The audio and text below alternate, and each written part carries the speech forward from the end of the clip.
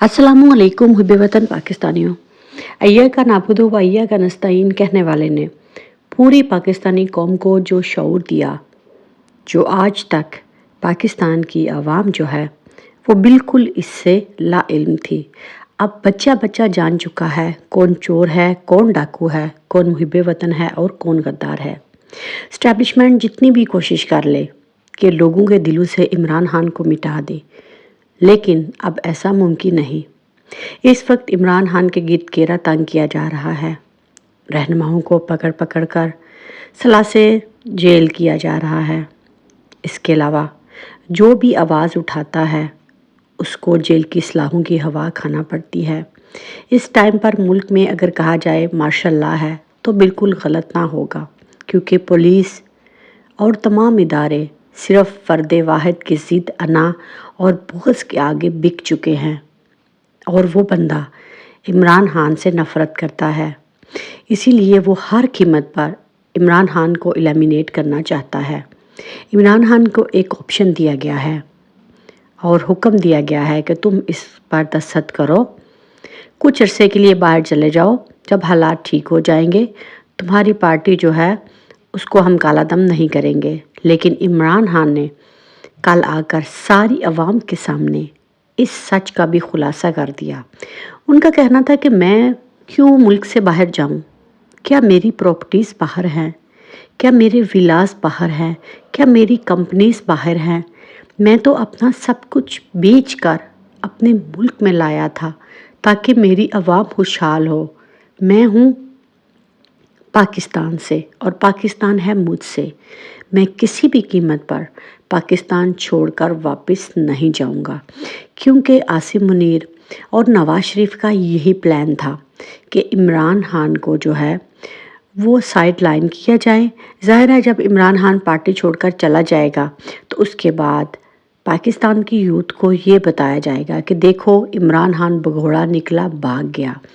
आप नवाज शरीफ को कहते थे, इमरान खान ने भी वही कुछ किया, इस्टेब्लिशमेंट के आगे घुटने टेक दिए। तो मैं हमेशा ये कहती हूँ, इस टाइम पर आप इमरान खान से जितनी भी नफ़रत कर लें, अगर आप ये समझते हैं कि इमरान खान के बगैर पाकिस्तान जो है और पाकिस्तान की आवाम जो है वो तरक्की की मनाजिल तय कर सकती है, तो शायद अब ऐसा मुमकिन नहीं।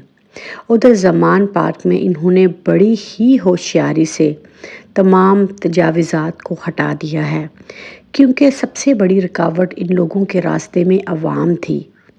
अवाम के तमाम कैंप्स जो हैं वो इन लोगों ने तोड़ फोड़ कर रख दिए हैं, और सिर्फ ये प्लान इसीलिए बनाया गया था कि इमरान खान को अकेला किया जा सके। जब भी हमारा दिल करे हम इमरान खान को गिरफ़्तार कर लें, क्योंकि पहली गिरफ़्तारी के बाद तो चीफ़ जस्टिस ने पाकिस्तान अवाम के गुस्से को देखते हुए इस चीज़ का फ़ैसला कर दिया था कि इमरान खान को गिरफ़्तार जो है वो इल्लीगली किया गया है। लेकिन मुहब्बे वतन पाकिस्तानियों, ये तमाम अनासर चुप नहीं बैठेंगे, क्योंकि ये बिक चुके हैं। इन्हें हर कीमत पर इमरान खान माइनस चाहिए। और दूसरी तरफ परवेज़ इलाही की एक अहम मुलाकात भी इमरान खान से हुई है, क्योंकि कुछ लोग ये कह रहे थे कि परवेज़ इलाही भी बहुत जल्द पीटीआई को टाटा बाय बाय कह देंगे।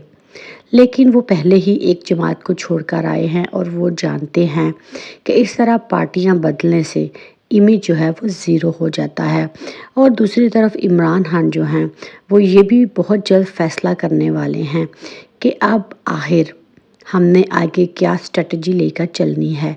इस टाइम पर महलूत हुकूमत की बातें भी चल रही हैं कि एक हिस्सा पीटीआई को दिया जाएगा, एक हिस्सा नून लीग को और एक हिस्सा जो है वो पीपी को।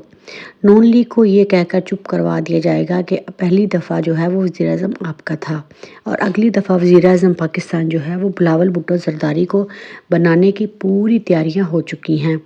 असल में आसिम मुनीर जो है उसके जहन में ये बात डाल दी गई है कि अगर इमरान खान जो कि मेजॉरिटी लेकर आएगा, अगर वो वापस आ जाता है तो वो सबसे पहले तुम्हारा बंदोबस्त करेगा। अगर उसने बंदोबस्त ना भी किया तो तुम्हें एज अ आर्मी चीफ़ इस हद तक कमज़ोर और ज़िल्लत का निशान बनाएगा जो तुमने पाकिस्तानी अवाम के साथ किया।